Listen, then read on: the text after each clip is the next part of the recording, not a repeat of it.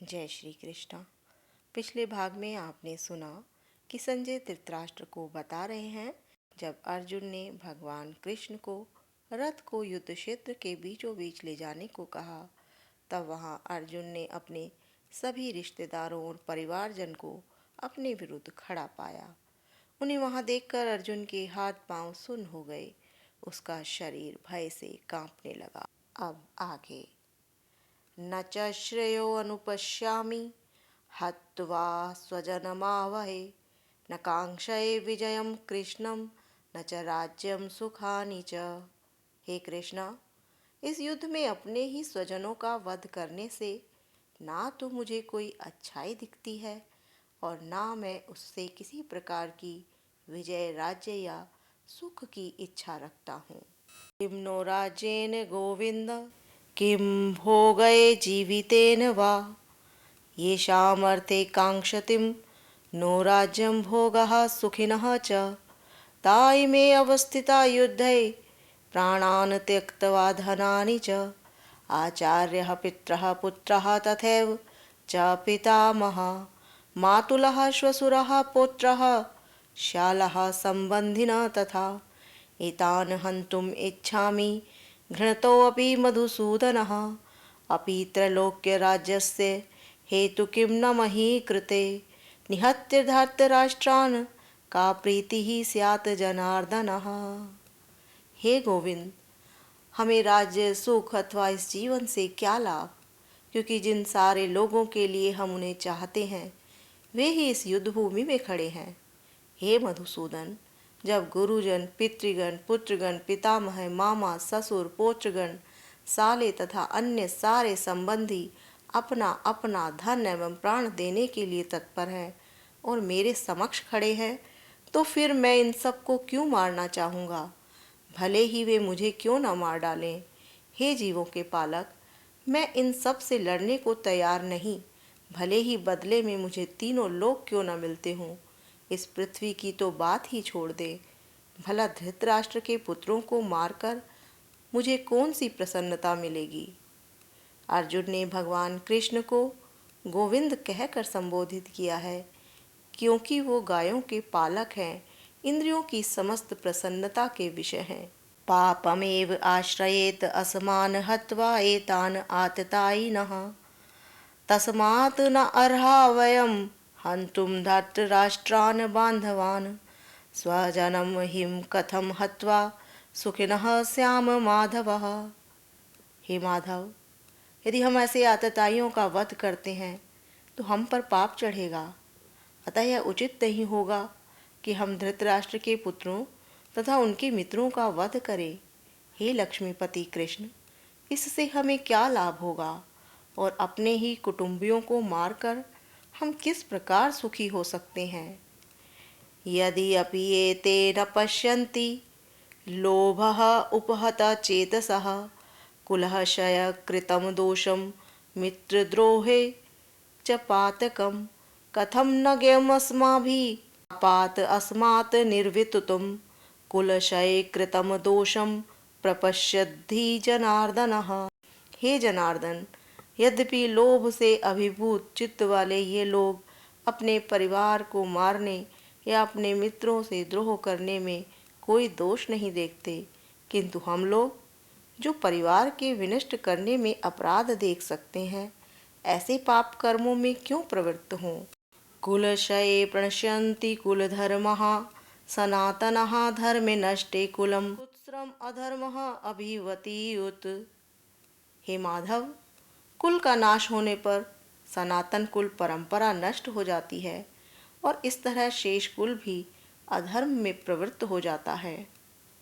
वर्णाश्रम व्यवस्था में धार्मिक परंपराओं के अनेक नियम रहे हैं, जिनकी सहायता से परिवार के सदस्य ठीक से उन्नति करके आध्यात्मिक मूल्यों की उपलब्धि कर सकते हैं। अधर्म अभिभवात् कृष्ण प्रदुष्यन्ति कुल स्त्रियः स्त्रीषु दृष्टासु वार्षणै जायते वर्ण संकरः।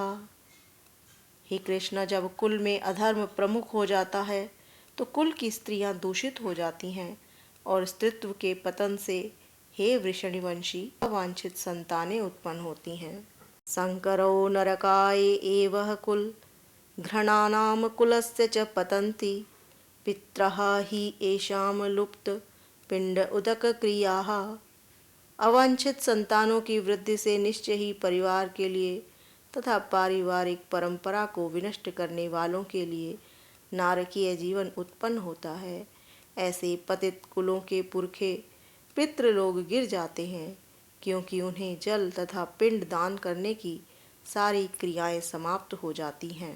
दोषय अतये कुल घृणानाम वर्णा शंकरः कारकः उत्साधन्तये जाति धर्मः कुल धर्मः च शाश्वतः। जो लोग कुल परंपरा को विनष्ट करते हैं और इस तरह अवांछित संतानों को जन्म देते हैं, उनके दुष्कर्मों से समस्त प्रकार की सामुदायिक योजनाएं तथा पारिवारिक कल्याण कार्य विनष्ट हो जाते हैं। उत्सन्न कुल धर्माणां मनुष्याणां जनार्दनः नरके नियतं वासौ भवति इति अनुश्रुश्रम। हे प्रजापालक कृष्ण, मैंने गुरु परंपरा से सुना है कि जो लोग कुल धर्म का विनाश करते हैं वे सदैव नरक में वास करते हैं। अहो बत महत् पापम कर्तुम व्यवस्थिता वयम यत राज्य सुख लोभेन हंतुम स्वजनम उद्यता। ओह, कितने आश्चर्य की बात है कि हम सब जघन्य पाप कर्म करने के लिए उद्यत हो रहे हैं। राज्य सुख भोगने की इच्छा से प्रेरित होकर हम अपने ही संबंधियों को मारने पर तुले हैं। स्वार्थ के वशीभूत होकर मनुष्य अपने सगे भाई बाप या माँ के वध जैसे पाप कर्मों में प्रवृत्त हो सकता है। विश्व के इतिहास में ऐसे अनेक उदाहरण मिलते हैं, किंतु भगवान का साधु भक्त होने के कारण अर्जुन सदाचार के प्रति जागरूक है, अतः वह ऐसे कार्यों से बचने का प्रयत्न करता है। यदि माम अप्रतीकारम अशस्त्रम शस्त्रपाणः धार्तराष्ट्रः रणे हन्युः तत मे क्षेमतरम भवेतः। यदि शस्त्रधारी धृतराष्ट्र के पुत्र मुझ निहत्थे तथा रणभूमि में प्रतिरोध न करने वाले को मार दें तो भी यह मेरे लिए श्रेयस्कर होगा। क्षत्रियों के युद्ध नियमों के अनुसार ऐसी प्रथा है कि निहत्थे तथा विमुख शत्रु पर आक्रमण न किया जाए, किंतु अर्जुन ने निश्चय किया कि शत्रु भले ही इस विषम अवस्था में उस पर आक्रमण कर दे, किंतु वह युद्ध नहीं करेगा। उसने इस पर विचार नहीं किया कि दूसरा दल युद्ध के लिए कितना उद्यत है। इन सब लक्षणों के कारण उसकी दयाद्रता है, जो भगवान के महान भक्त होने के कारण उत्पन्न हुई है। संजय उवाच एवं उक्तवाह अर्जुन संख्ये रथ उपस्थये उपाविशतः विसृज्य सशरम चापम शोकः संविघ्न मानसः। संजय कहते हैं, युद्ध भूमि में इस प्रकार कहकर अर्जुन ने अपना धनुष तथा बाण एक ओर रख दिया और शोक संतप्त चित्त से रथ के आसन पर बैठ गया। अपने शत्रु की स्थिति का अवलोकन करते समय अर्जुन रथ पर खड़ा हो गया, किंतु वह शोक से इतना संतप्त हो उठा कि अपना धनुष बाण एक ओर रख रथ के आसन पर पुनः बैठ गया। ऐसा दयालु कोमल हृदय व्यक्ति जो भगवान की सेवा में रत हो, आत्मज्ञान प्राप्त करने के योग्य है।